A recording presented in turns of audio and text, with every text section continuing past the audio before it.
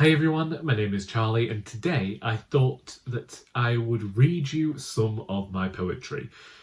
Now, don't rush away too quickly. I know that a lot of people get very worrisome when they hear the word poetry.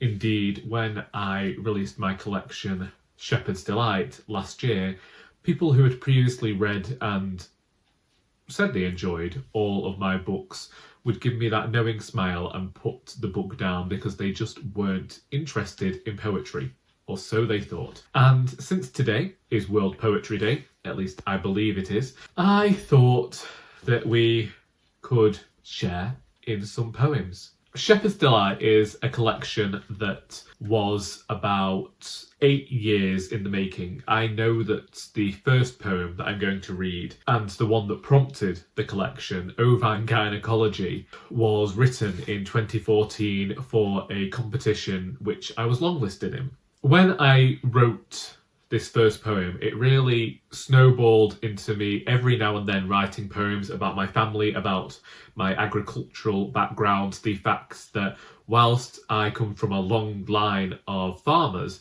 I have no interest in the profession myself. Indeed, it's very difficult for me to want to farm because I have a deep-seated disdain for mud. I just really don't like getting muddy hands. Actually, I don't like getting anything on my hands. If I get the tiniest modicum of dirt or something that just feels wrong, I have to wash them immediately. I should probably get that checked out. Anyway, I will begin with the poem that prompted this entire collection. I apologise to anybody with a sensitive stomach. I know that this poetry collection was gifted to somebody on Christmas Day who promptly came and told me they liked the poetry, but I did put them off their Christmas dinner. So this is Ovine Gynecology. The ewe has its readout. Dad says to press the hot mass of pink flesh back inside. My fingers squelch against the steaming conical, force each fold of rigid flesh into the sheep's darkness. Dizzy from bending down for so long, I wonder when I will get to wash my hands or if lunch will be eaten with the worry of E. coli.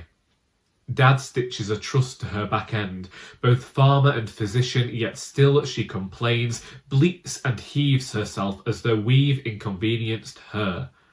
This cold April morning, where the white balances off and sheep hide in bushes, birth lambs with crowns of gorse, and all sound leaves the world save for lowing and cackles.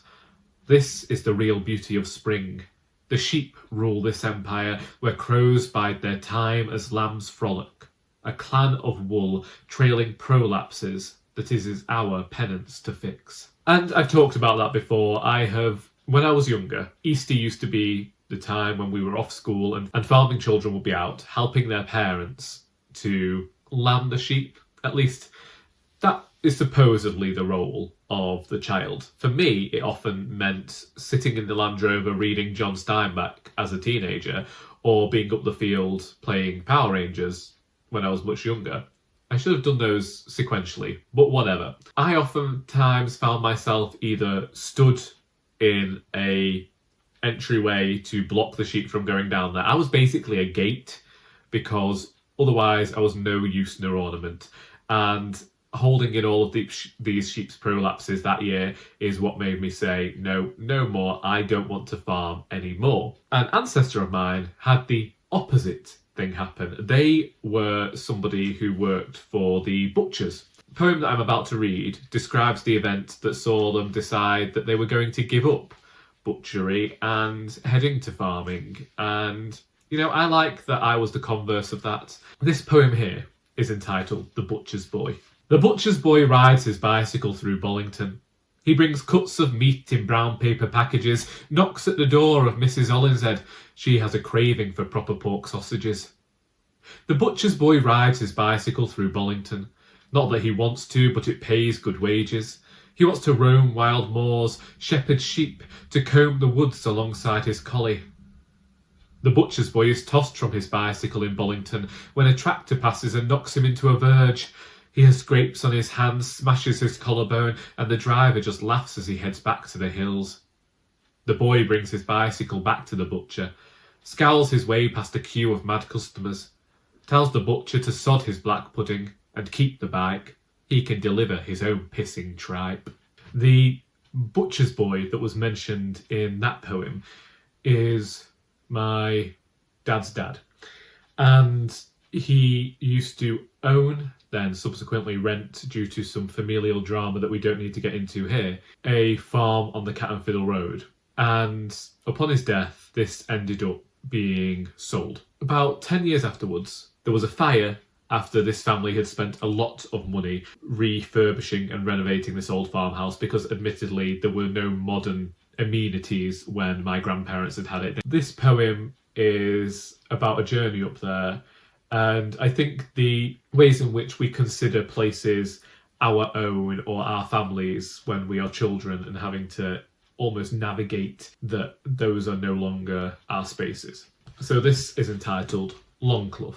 We drive up the Cat and Fiddle to a stone farm track the old fellow won't tarmac, so that the Land Rover jolts, clatters, sprays pebbles at the paintwork.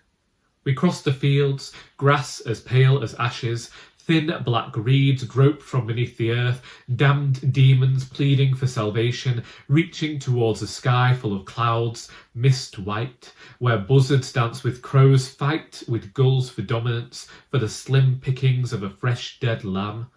Moles poke fun at us, poke noses from their hills, the ultimate kamikaze mission. If the birds don't get them, Dad will.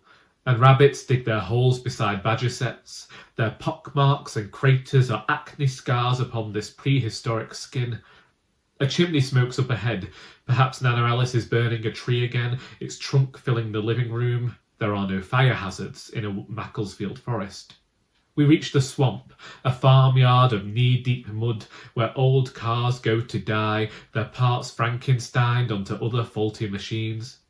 The thick stench of cow muck crams itself down our throats as we enter the shipping, the last leg of this quest. Through darkness, where the shadows of old equipment spread fear, pace quickens at the sight of a scythe. Strange to think that I will no longer make this journey, that the farm is not ours, it's somebody else's dream up in flames. From there you will have seen mention of my dad, who was also mentioned in the first poem, and I think that he is actually a big presence within the poetry collection, because obviously he's the parent who farms, he's the one who came from the farming background. And I think that throughout the poetry I end up discussing his life and perhaps the differences between our own lives. You know, I'm very much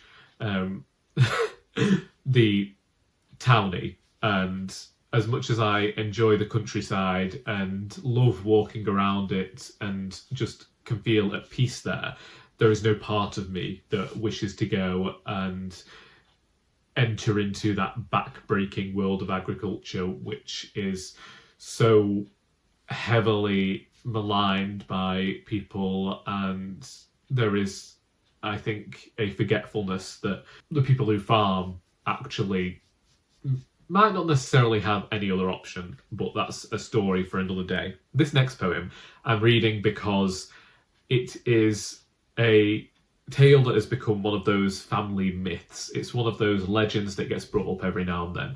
And when I first told my dad that I'd put this in the collection, he said, "You're going to have me getting arrested."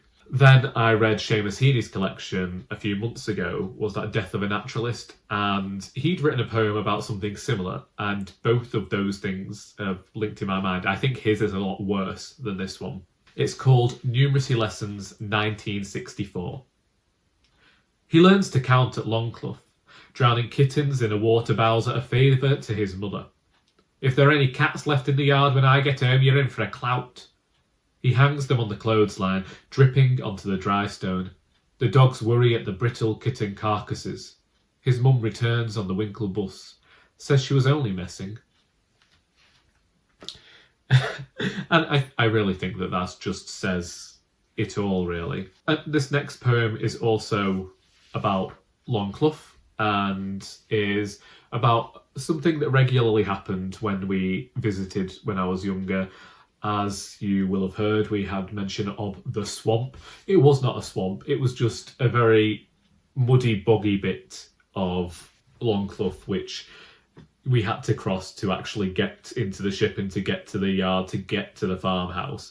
This was just something that happened often. It's called Marooned. They've tarmacked the drive where we once squelched through mud that wrapped around our knees, held tight as we struggled to lift our feet. Wellington booted, weighed down, waiting for Dad to heft us out, ferry us to a shore of stone. He saved the youngest first. I, the eldest, stuck fast, concreted in almost. Toes fixed, twitched as a chill wind taunted me, whispered down my neck that I would never be free. Meanwhile, Dad ambled to save us, one by one, tested the elastic of time. When my turn arrived, he heaved, hands dug beneath my armpits, but the mud held firm. I was bogged. Dad dragged me upwards. My feet birthed from my wellies and I clung tight like a shipwrecked passenger to a wardrobe door. The chill wind bit my ankles, threatened next time.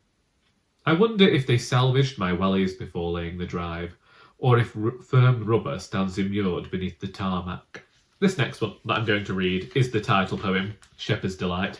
What happens in this poem is partly truthful, so I'll read it and then I will tell you how the actual story ends. He's barely 17, got a new licence in his pocket, sweaty palms on the steering wheel of the clapped-out Land Rover he's borrowed from his father. There's a stink of haylage and wet dog that he's tried to cover up with Link's dark temptation, but he swears the stench still lingers. And he wonders what she's thinking in the passenger seat, dressed for a trip to the cinema. Instead, they're at the top of Blaze Hill, stargazing, waiting for the sun to rise. She makes the first move, unfurls his hands, teaches him to steer. Everything there did happen. But my dad used to rent some land in Reno, and there was a Land Rover one night parked in his field that should not have been there. And my dad's landlord lived in the farmhouse across from this field, saw them and decided that it might be sheep rustlers. It was somebody who shouldn't be there. He did not recognise the Land Rover. So he decided that he was going to sneak up on this Land Rover. And he did. And he discovered a young courting couple who were thought that nobody would pay attention to the fact that they were in this field, that they would be able to get amorous without anybody paying them any mind at all.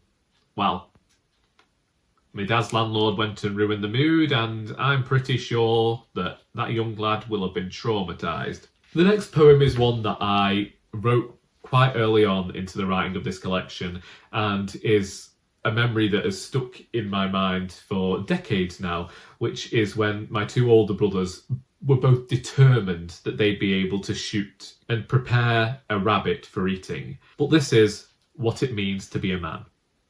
Dad skins 2 rabbits in the kitchen sink, tears their bodies with his bare hands, livers squashed between thumb and forefinger, the heart left to spin down the plug hole. Bones crack and squelch, seep against stainless steel, simmer in the sunlight. He fries the rabbits in butter, feeds them to our Mark, whose teeth snag on hair and fur, and I laugh because he can't stomach the job. Can't hold himself with the resigned determination of a man, all steely-eyed and clenched jaw. I'd have eaten the head first, proved to Dad I am capable. I am not the tears in the playground and the fear of the dark, can take the threat of a bout without an asthma attack. But fathers make mice of mountains of men, pounce like cats beneath cupboards, unearthing secrets, can wrench apart their son's ribcage with a look. And I think that that's another thing that this collection does a lot. I think I ended up using the poetry to examine different relationships that I had with family members. So like the relationship between myself and my dad, and trying to gain a different understanding of it through poetry, which sounds a lot more pretentious than I meant it to. And in 2018, my grandmother died, my dad's mum. And I think that a few of the poems in here were also looking at that relationship, because we didn't really have this close relationship at all. And I can remember doing a video entitled Grief back when this first happened, and how we'd never really been close, and it was just because she was a woman who didn't really make known her feelings. And after she died, I found that she'd saved a piece of paper that was a Christmas card I'd written her when I was 4 years old, terrible handwriting and everything. And I thought, well, maybe she did have more of an emotional connection to me than I previously thought. I will read this one because it has one of my favourite words of recent times in, and I think that it discusses that situation quite well. It's called Grinagog. I never saw you smile, although I knew your mischievous smirk. The one you used at the bakery when you bulk ordered lemon buns after a visit to the diabetes clinic. I recall the glee you found in sugar, adding it by the basinful to your tea, remaining unfulfilled. You were always mauve, kept your shoulders down, eyes on the pavement, scurried through town hoping to get hit by a bus. Perhaps I did see your smile but never noticed. You didn't catapult through days, a thrill-seeking adventurer grinning with the adrenaline of it all. You were content with small pleasures, found delight in the simplicity of a lemon bun. The lemon bun bit is actually true, and perhaps more so than anyone could guess. My grandmother was diabetic and loved sugar, and after her death, she'd been suffering with vascular dementia, and we discovered that she had filled her microwave with lemon buns, and it took me back to in Three Things About Elsie by Joanna Cannon, in which they discover a load of Battenberg has been hoarded because this resident kept forgetting that they'd bought it. And that was exactly the same. We found a load of mouldering lemon buns in my nan's microwave because she would just hide them, knowing that she wasn't supposed to have them. I'm going to go to a poem that just makes sense when you know me. For years on this channel, I have done wool gathering videos. It's been a while since I did one, but basically, I had this idea for a novel years ago, which was going to be entitled Wool Gathering, and I won't share any plot points because I've since rejigged them, and that's going to be the overarching storyline in the Ellis Valentine series. But then that the title obviously came from my wool gathering videos, and then Wool Gathering was actually the first poem that I ever managed to get printed, which was in Butcher's Dog. I think it was issue 13. It might have been earlier, it might have been different. I will leave a link in the description, but I don't know whether you can still order that edition. Anyway, this is one of the tedious tasks that I would get set to do, and I think you can just hear it. It's wool gathering. Dad sets a task to search the fields for wool. Locate all the stray pieces, pack them into Hessian sacks. The hard part is done, he says. His calloused hands think nothing of gorse or barbed wire. Anywhere the stray white frays get caught. I set out. I pick through sheep muck and thick mud for mere wisps of wool, memories of wool, shreds the dreg's belly feathers of wool. Press them amongst the full coats. Feel the wax of lanolin. And I think that that's as good a place as any to finish. I originally thought that I would read you the poem that is the title poem of the next collection, which is Spring Fever, and was published in volume 4 of the Greenhouse magazine last year. But I'm not going to do that. I think we should leave everything with Shepherd's Delight, my first poetry collection that came out last year, and which, as I say, sees me discussing my family's farming background and the way we almost mythologise our history. It's put a few people off their food, and that's about as much as I can say about that. If you are a fan of poetry, if you have a favourite poem or a favourite poet, please let me know about them in the comments. Let's have a fantastic discussion about poetry today for World Poetry Day, which is not National Poetry Day, which I'll probably do something for later on in the year. If you actually wish to purchase a copy of Shepherd's Delight, then links are always in the description as well. And there are now copies of this book at Script Haven in Worcester. I hope that you have enjoyed this video, and until next time, that is all.